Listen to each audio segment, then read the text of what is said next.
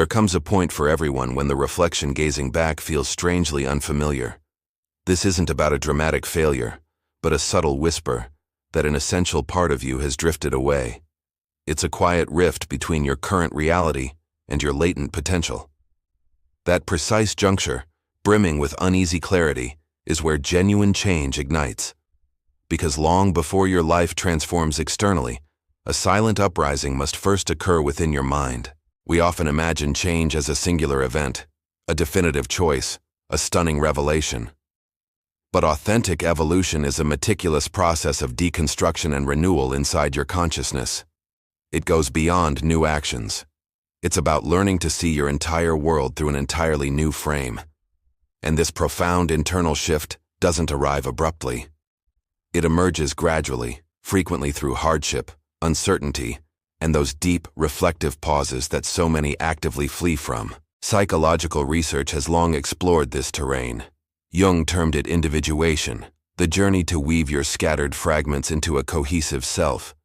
Maslow viewed it as self-actualization, the slow blossoming of your innate capacities.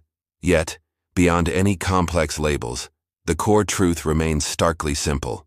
You begin to change when the agony of stagnation finally outweighs the terror of the unknown. Most people never consciously cross this line.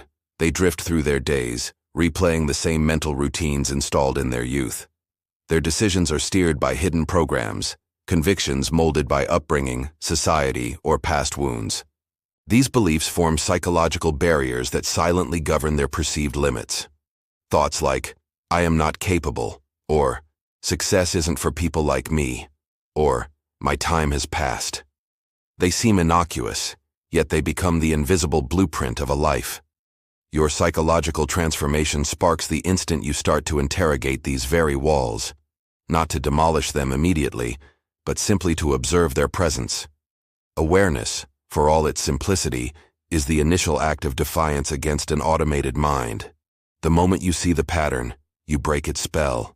Studies on neuroplasticity, your brain's incredible ability to reorganize itself, reveal a critical finding.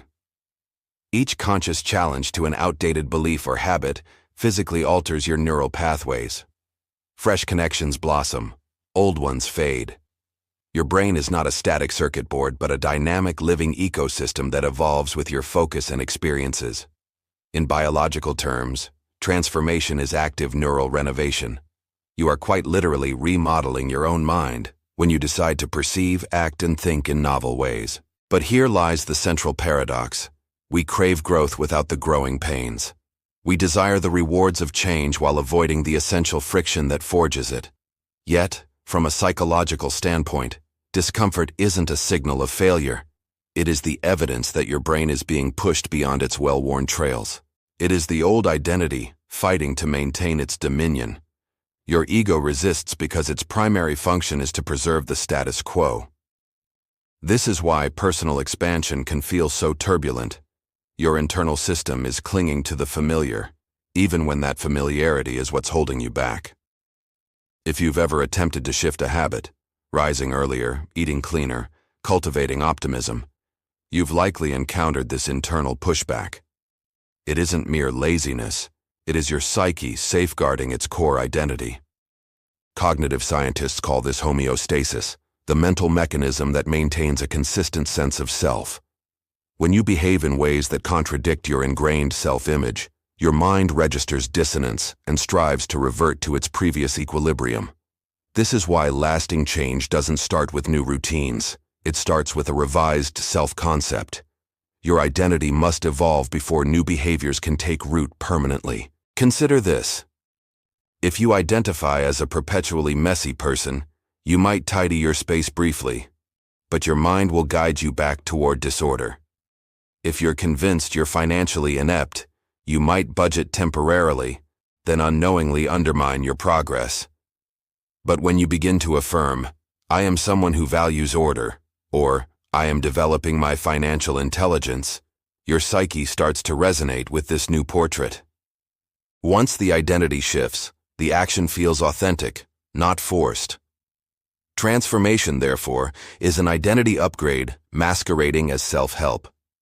Every significant shift, from overcoming dependencies to mending connections, originates with redefining who you understand yourself to be. This is the potent mechanism behind therapy, writing, and self-inquiry. They illuminate the subconscious. They help you witness the concealed convictions directing your existence. And once a hidden influence is brought into the light, its power over you diminishes significantly. Yet, this journey is almost never a straight line. In reality, most individuals undergoing profound change describe it as a cyclical rhythm: advancement, hesitation, retreat, insight, and regeneration. It reflects the archetypal hero's journey. You must depart the known world, confront internal trials, and ultimately return, fundamentally altered. Psychology acknowledges this pattern. Transformation frequently involves a liminal stage, the ambiguous space between your former and future self. It's disorienting, uneasy, and utterly vital, for without this void, there can be no true rebirth. Fascinatingly, your brain echoes this cycle. When you enter this transitional phase, perhaps by leaving a job, closing a relationship chapter, or facing childhood pain, your brain's default mode network intensifies its activity. This is the area linked to your sense of story and self-reflection. It is your mind's method of authoring a new personal narrative. And every revised story you tell about yourself, when repeated and felt deeply, begins to embed itself neurologically as your revised reality. So when it's said that you become what you believe, this is not merely poetic. It describes a tangible psychological process. Belief is not just a thought. It is a sequence of neural firings rehearsed until they feel authentic. The sole way to alter it is through deliberate practice, emotional anchoring, and novel experiences that demonstrate to your brain the old template is obsolete. Your beliefs are the architects of your neural reality. But here is the crucial obstacle, the stage where most attempts at change falter. People often strive to transform through brute willpower, imposing new actions while clinging to an old self-image. They declare, "I will be confident," yet internally still feel inadequate. They attempt to project strength while secretly believing they are fragile. The subconscious mind rejects this charade. It knows the original script by heart. This is why transformation demands raw honesty before exertion. You cannot become a new person while being deceitful about who you are now. Radical self-truth is the bedrock of all change, not the harsh critical variety, but the kind that compassionately reveals your actual inner condition. This is what I truly fear. This is what I've been running from. This is the hurt that remains. That level of self-honesty dismantles the psychological armor that keeps you stuck in cycles. It's akin to disinfecting a cut, uncomfortable initially, but mandatory for recovery. And when you operate from that place of truth, something fundamental changes. You cease trying to change from a place of self-loathing and begin growing from a place of self-awareness. This is a pivotal difference. Much conventional advice fails because it assumes you are broken and need repair. But psychological transformation isn't about fixing. It's about integration. It's about welcoming the pieces you've rejected and learning to collaborate with them rather than battling against them. For instance, imagine a person who constantly delays. On the surface, they might think they just need better time management. But underneath, delay is often a cloak for anxiety, dread of falling short, dread of succeeding, or dread of criticism. When that fear is met with understanding instead of contempt, the habit begins to dissolve, because the mind no longer requires a defense mechanism of avoidance. In this way, transformation is not self-punishment. It is self-reconciliation. This is also why emotional intelligence is a pillar of enduring change. You cannot transform what you will not acknowledge feeling. Emotions are messengers, data from your deeper mind about what is out of alignment or unhealed. Frustration might indicate violated boundaries. Grief might highlight a loss or a deep need. Nervousness might expose the tension between your old self and the one now emerging. When you learn to decode these feelings instead of numbing them, you start to move through them, rather than remain imprisoned by them. Recent studies show that mindfulness and self-kindness speed up transformation by dialing down the brain's alarm response. When you meet your own unease with interest instead of criticism, your amygdala, The core of fear relaxes. This grants greater access to your prefrontal cortex, the region managing insight, planning, and forward growth. Put simply, treating yourself gently literally enlarges your mental capacity to evolve. The most meaningful transformations occur in silence, not in loud proclamations, but in the subtle instances where you notice yourself choosing a different path. You stop before retaliating. You inhale before answering. You decline an invitation when you would have once agreed from anxiety. Each of these moments is a psychological victory. They rewire the core of who you are.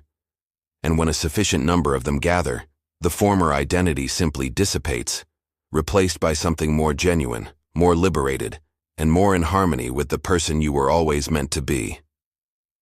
Still, we rarely perceive transformation as it's happening.